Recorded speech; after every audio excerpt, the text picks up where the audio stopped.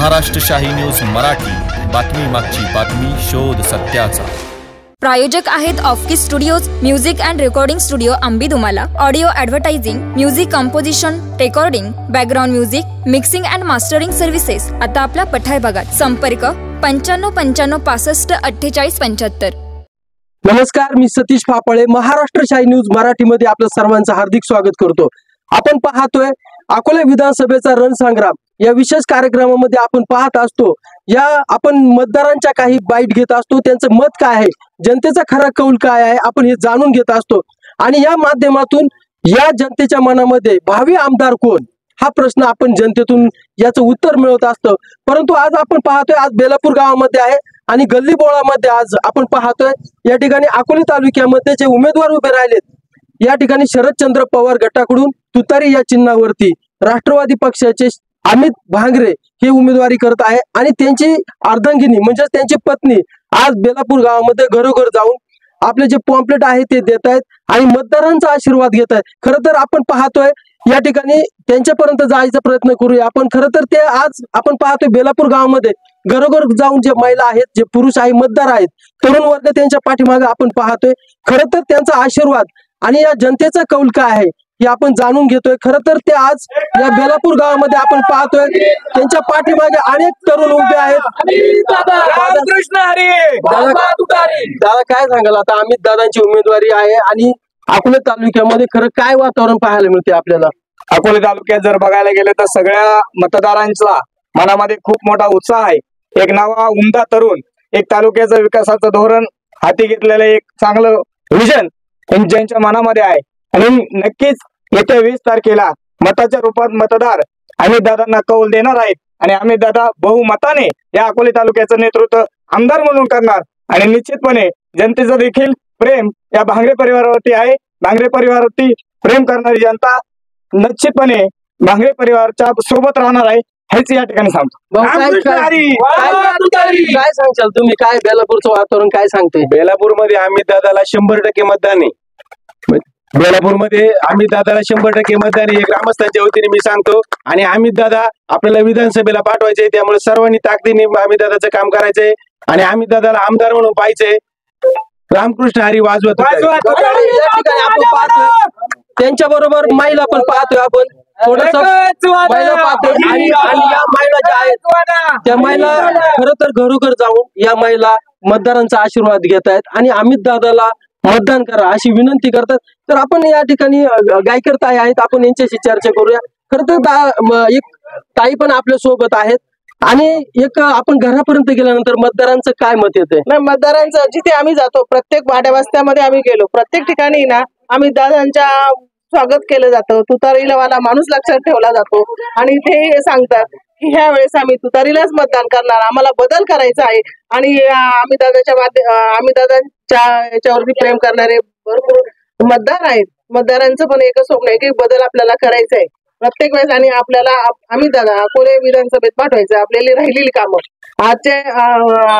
आज आपण बघतो अशोक दादा भांगरे यांचं जे 2024 स्वप्न होतं आमदारकीचं, ते ह्या वर्षी पूर्ण झाल्याशिवाय राहणार नाही। मी हे सगळ्यांच्या वतीने, बेलापूर गावाच्या वतीने नाही, मी पठार भागाच्या वतीने, मुळा भागाच्या वतीने मी प्रत्येक ठिकाणी गेली, प्रत्येक ठिकाणी मला हा अनुभव आला।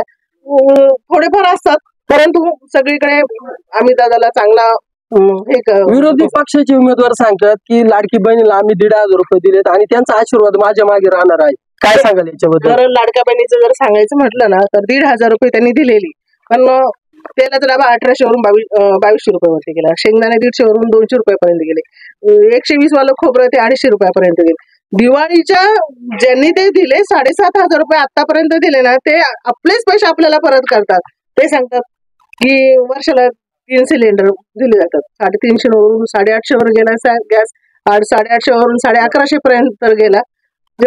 जनता पण हुशार आहे, जरी 1,500 रुपये दिले ना तर 1,500चे आपलेच पैसे आपल्याला वसूल केले जातात आणि ते आपल्याला दिले जातात। आणि याच्याबद्दल सांगायचं, लाडकी बहिणी योजनेच्या संदर्भात सांगायचं म्हणजे या सरकारने हरियाणामध्ये ही स्कीम राबवली आणि एकतर्फी सरकार आणले आणि हे फक्त 1,500 रुपये देतात, फक्त मतासाठी लालच मागतायत। मी सगळ्यांना, मी जिथे जिथे जाते तिथे त्यांना हेच सांगते, समजून सांगते, हुशार असतात आमच्यापेक्षा, आम्ही सांगण्या अगोदर 30 लोक बोलतात, आमचेच पैसे आम्हाला देतात हो. अशा सगळ्यांच्या मनात जरी 1,500 दिले, पण ही लाडकी बहीण योजना ही फक्त लालच आहे, मतासाठी पैसे दिले गेले.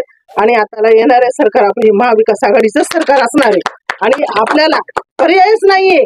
अकोल्याचा बदल झाल्याशिवाय हे म्हणतात 2600 कोटीचा निधी आणला. आम्ही वाड्या वस्तीवर जातो, अक्षरशः रस्ते एवढे खराब असतात, लोकांना पाण्याची सोय नाही, हंडे घेऊन डोक्यावरती हंडे घेऊन वाड्या वस्त्यावरती. का ते तिथपर्यंत पोहोचले नाही? का त्याने रस्त्याची कामं केली नाही? लाईट नाही, लोक चोरून लाईट घेतली जातात, हे त्याला दिसत नाही का?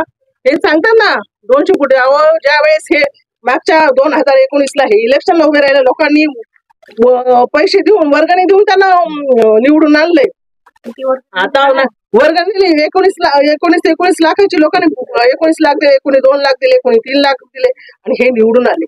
आणि आज त्यांनी 2600 कोटीचा निधी त्यांनी जरी बोलतात ना, पण यांच्याकडे पैसा आला कुठून? हे घाटन दिवेला महिलांना घेऊन जातात, महिलांना तिथे त्यांनी फक्त गाडी भरून नेली, महिलांची खाण्याची सोय केली नाही. महिलांनी खूप सगळ्या महिलांनी आम्हाला नेलं, तिथं घाटन दिवेला नेलं, दुसरीकडेच घेऊन गेले, फिरवत बसले. हे फक्त आहे ना 56 लाख दिले, घाटन देवीला घेऊन गेले ना 56 लाख. पैसे आले कुठून? याला जाब विचारणार कोण आहे? यांनी उत्तर द्यावं, जनतेला उत्तर द्यावा का विकास केला ना, हा विकास कोणाचा आहे? हे पैसे कुठून आले? त्यावेळेस तुम्ही आमदार नव्हते, त्यावेळेस तुम्हाला निवडून आणलं, तेव्हा पैसे नव्हते तुमच्याकडे, पैसे देऊन तुम्ही आमदार झाले आणि मग आता हा पैसा आला कुठून? मी सर्वसामान्य जनतेच्या वतीने मी ह्या आमदाराला मी प्रश्न करते की हा पैसा आला कुठून? आणि येणारा 2024ला अमित भांगरे हेच आमदार होणार आहे, एवढं मी आपण पाहतोय वयोवृद्ध आजी पण आहेत या ठिकाणी. आजी, या पुढे काय सांगाल तुम्ही?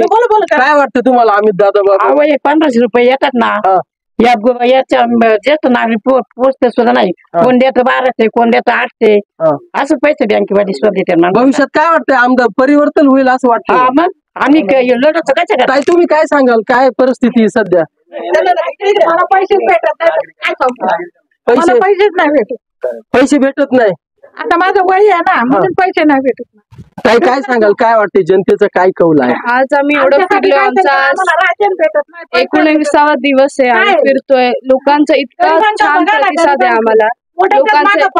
लोकांचं एकच म्हणणं आहे का आम्हाला बदल घडवायचा आणि भांगरे साहेबांचं स्वप्न पुरं करायचंय. त्यामुळे लोक स्वतःहून आमच्या सोबत आहेत आणि स्वतःहून प्रचार सुद्धा करत आहे आमच्यासाठी. त्यामुळे खूप छान प्रतिसाद आहे पूर्ण तालुक्यात. त्याच्यामुळे आम्ही त्याला साथ देतो. माझ्यासारखीच हिंडायचं वयच नाही का नाही.